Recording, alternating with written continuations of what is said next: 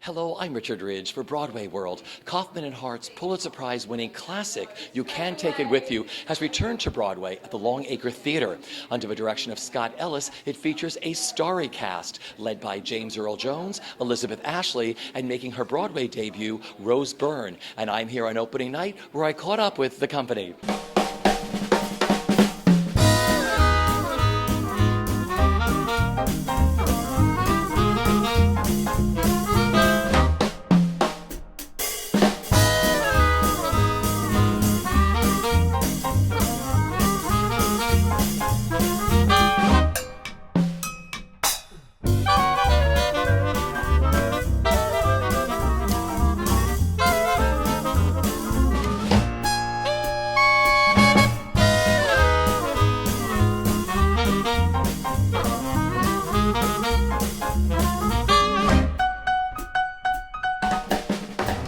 How much fun are you having working on this show? It's heaven. It's just always fun. It feels like we're improvising it every night. We're not, of course. It's so well written you don't have to.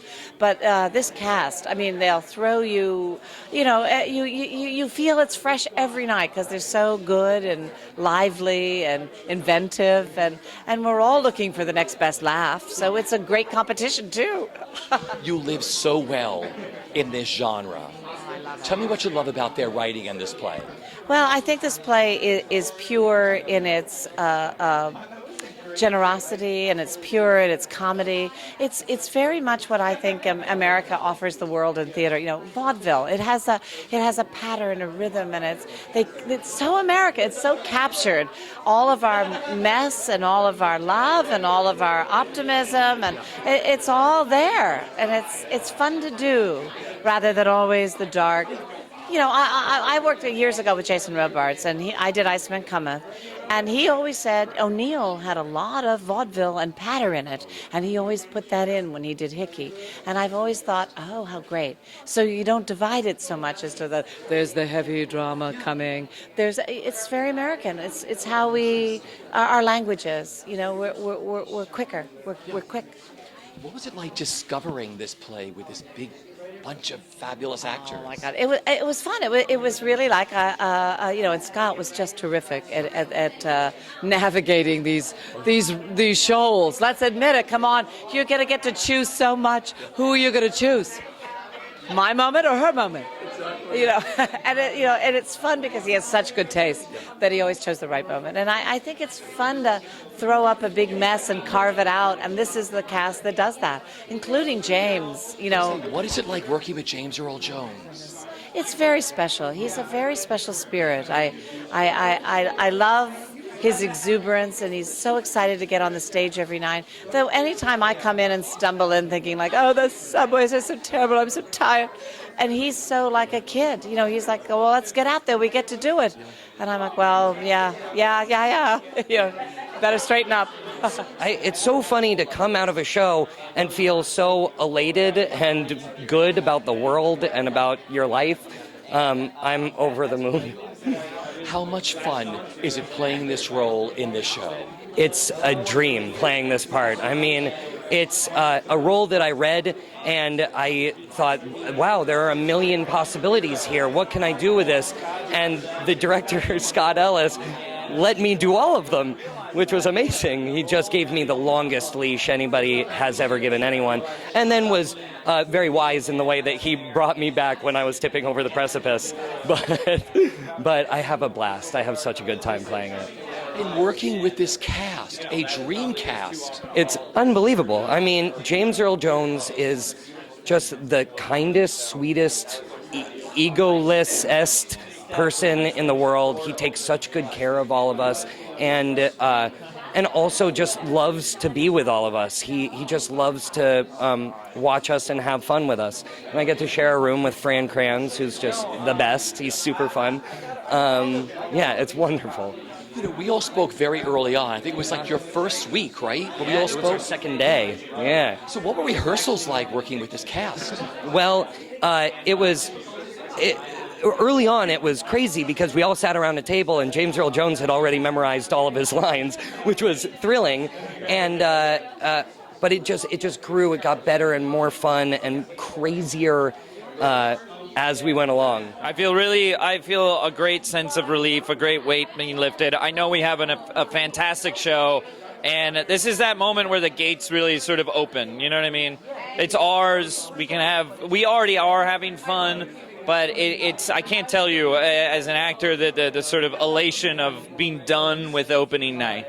Not saying I haven't had a bad time, you know. But now it's you in the audience now. It's fantastic, and it's funny you say that. Being in the audience, this play is so wonderful because there are opportunities where there's so many actors on stage, and there's such a great cast that every night I get to watch all these incredible actors do what they do best and progress and push the play further, and it's the coolest thing. It's the best education I've had as an actor. What do you love about playing the role that you play? Talk about him.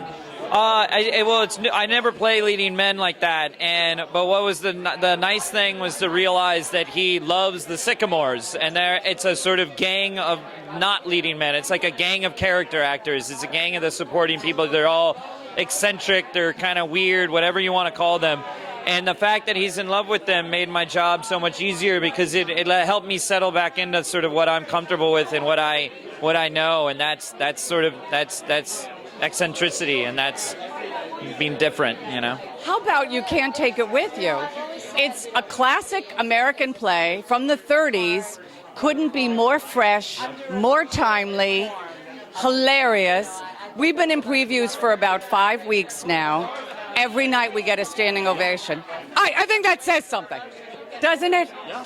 People love the show, and there's a really good reason. And I get to be on stage with James Earl Jones, Christine Nielsen, Annalee Ashford, Reg Rogers, Byron Jennings, Marklyn Baker, Fran Kranz, Rose Byrne. I mean, come on. It's the best. You're all in your element. You all live so beautifully, specifically you in this world of the late 30s, of a slapstick kind of whatever. Talk about this crazy woman you play. Well, she's a terrible drunk. She drinks basically a quart of gin by herself, and she's an actress, but I don't think she's so successful. And she's blind drunk, and she has to, have a physical moment. But this is a world I love. I feel comfortable in. I love the 30s. I've done a lot of revivals. I learned a lot, of course, from Charles Busch. I've watched a lot of these shows and movies, and it's just an era that fits me like a glove. But the thing I love about Kaufman and Hart is it's just as modern as it can be. Talk about the role that you play, what you love about him. What a funny guy. Funny, but what I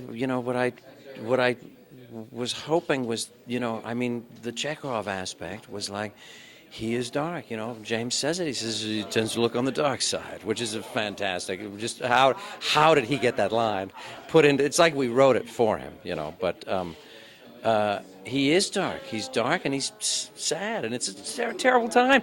But it's James's view on the world. It's like, you know what? Yeah, it's the Depression. Yeah, but you know what? We're all okay. Sure. Yeah, which is kind of weird in a way, but it kind of timely at the same time. Yeah. How well did you know the play before you started this? Had you done it before or anything? No. Apparently everybody in the world has done it. I was the only one that had to say, when they offered it to me, I was like, I'd like to read it. And they were like, what do you mean, read it? You don't know it?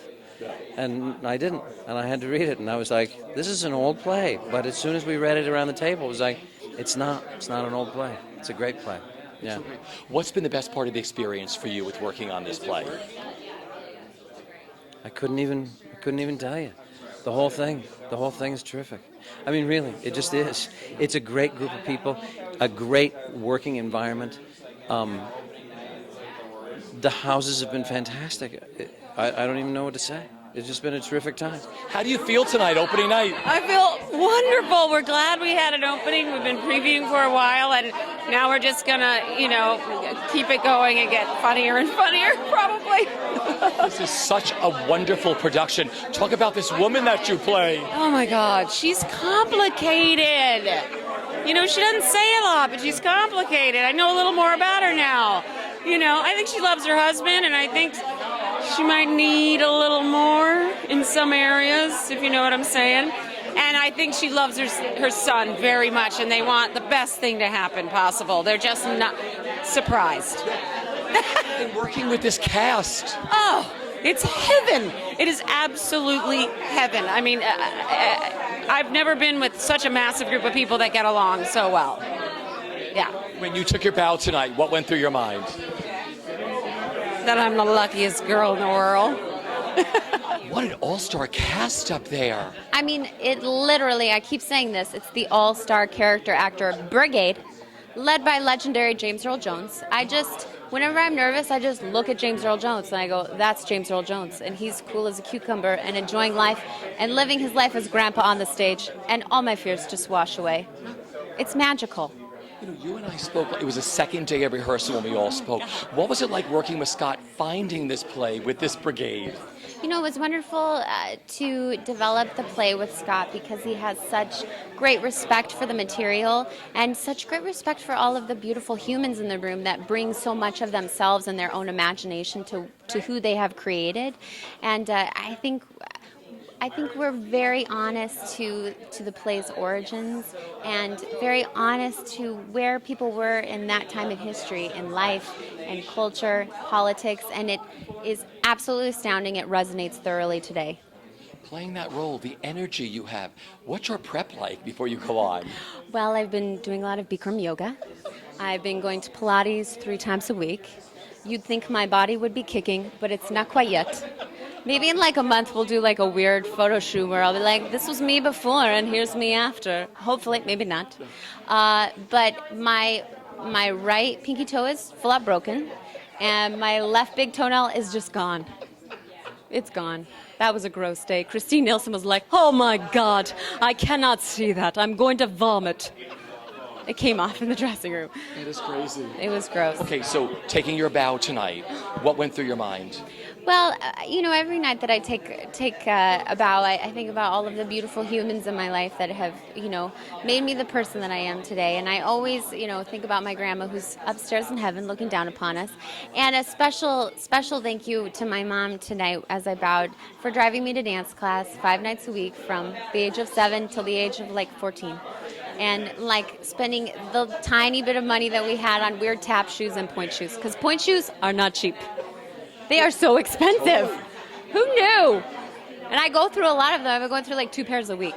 Talk about what it's like playing this fun lady. Oh, I mean, it's terrific. I mean, you spend your life in the theater hearing rumors of parts where they talk about you.